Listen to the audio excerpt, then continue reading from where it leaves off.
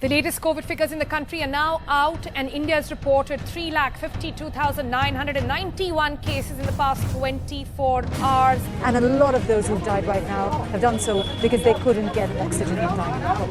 There is a sense of abandonment in this country.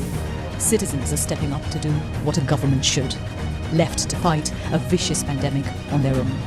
As of today, India, the total number of COVID cases has gone over 26,000, in fact, 26 lakh at this point.